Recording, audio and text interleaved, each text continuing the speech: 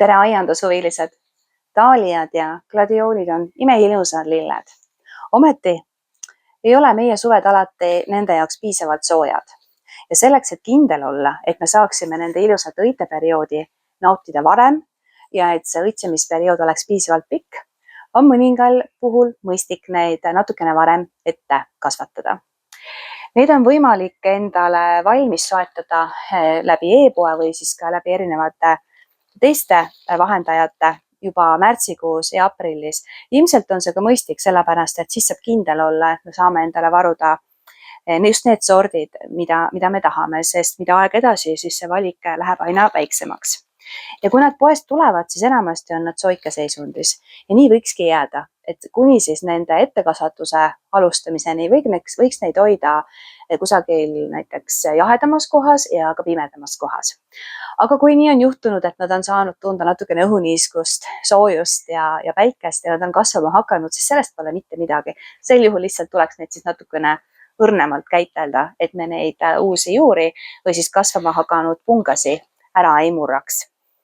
Gladioolide puhul minul on plaanis toimetada nendega kahte moodi. Need, kelle puhul ma soovingi, et nad õitseksid alles päris sügisel, nemad ma panen nende kasvukohta avamaale otse pakist. Ja nad ongi sellised, praegu ka veel ei ole siin juurenupsukesi näha ja ei ole ka veel rohelist näha. Ja nagu kõikide sibullilledega, siis pakendil on ka täpsemad juhised olemas, et kui sügavale neid istutada nende kasvukohale ja millise vahega võiks seda teha. Aga mul on soov sel aastal saada gladiooli õisi ka varem ja selleks olen ma neid praegu juba hakanud ette kasvatama. Üks välja valitud sort, mida ma tahan, et ta mul juba varem õitseks, sest et ma soovin teda ka mingi hetk lõikelillena kasutada. Panin tema siia alustaldrikule ja panin siia põhja natukene vett. Ja kuskil 10 päeva tagasi ja panin ka päikse kätte, et ta saaks piisavalt valgust. Ja nüüd on mul siin sellised ilusad valged juured ja selline ilus valge roheline osa. Kauemaks ei tasuks neid niimoodi jätta, nii et täna ma potistan nad siia ükshaaval 4 pottidesse ja ma kasutan tavalist aiamaa mulda selleks.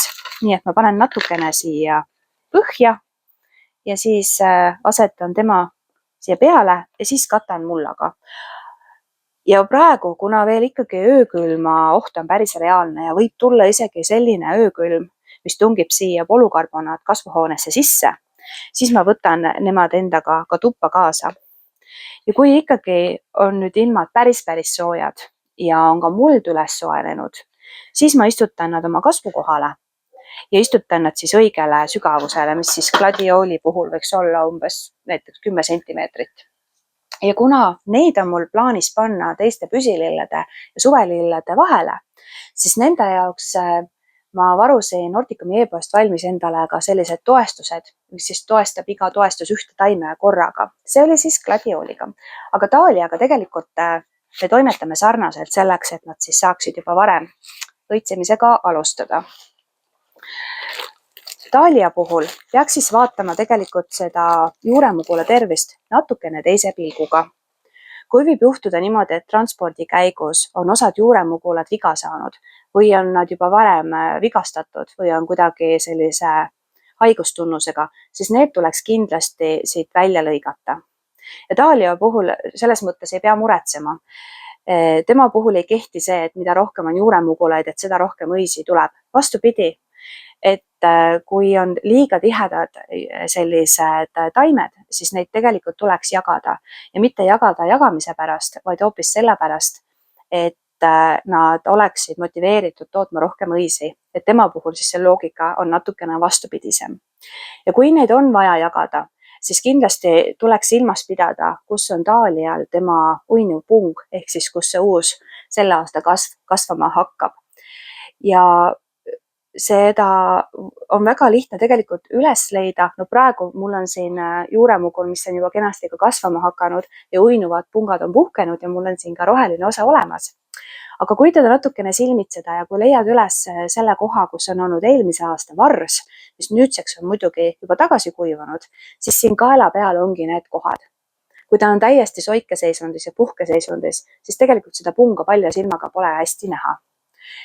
aga kui on teile sattunud pakki näiteks mingisugused üksikud mugulad, siis need tavaliselt kasvama ei lähe, sest neil lihtsalt ei ole seda punga kaasas. Nii, ja ma panen ta samamoodi, viin pärast tuppa endaga kaasa, sellepärast, et nad on väga külmakartlikud. Ja siin on mul üks pott, mida ma olen ka varem kasutanud ja kui taaskasutada selliseid potte, siis need tuleks loomulikult varem seebi ja svammiga ära pesta, aga seda tuleb teha igal juhul. Ma olen siia põhja juba pannud natukene seda aiamaa mulda. Ja kuna sellel juuremugulal on ka eelmise aasta vars kenasti olemas, siis ma tean täpselt, mis pidi teda panna. Nüüd praegu jah, muidugi see puhkenud pung on hakanud niimoodi külje peale kasvama, aga sellest pole mitte midagi. Peagi, kui ta siin potisse paru, et ta on nüüd maha istutatud, hakkab kindlasti ilusti ülespoole kasvama. Sellepärast muretsema ei pea.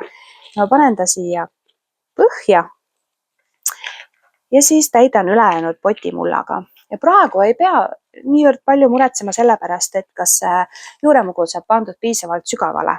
Seda saab timmida siis, kui ma istutan ta välja avamaale, siis kui muld on juba piisavalt üles soojenenud. Kuigi praegu võib jääda tunne, et juba kevad on käes ja nii soe on ja me saame ise ka juba ju särgi peal ringi käia, aga tegelikult muld on veel päris külm, nii et aega on veel selle asjaga. Tõenäoliselt ma saan nad välja istutada avamaale kusagil, ma ei tea, mai keskel. Eks aeg näitab, milline kevad meil tegelikult tuleb. Aga ma tean seda, et kui ma olen lasknud neil siin potis juba kasvama hakata, siis see on minu jaoks tõeline ajavõit ja võib-olla ma saan juba juulis neid ilusaid õisi nautida. Nii et ma praegu lihtsalt katsin õrnalt selle kasvama hakanud kasvupunga mullaga ja siit külje pealt, siis mitte punga pealt, et külje pealt surusin seda mulda natukene kokku. See aiamaa muld, mis siit kotist praegu tuli, oli selline paras niiske.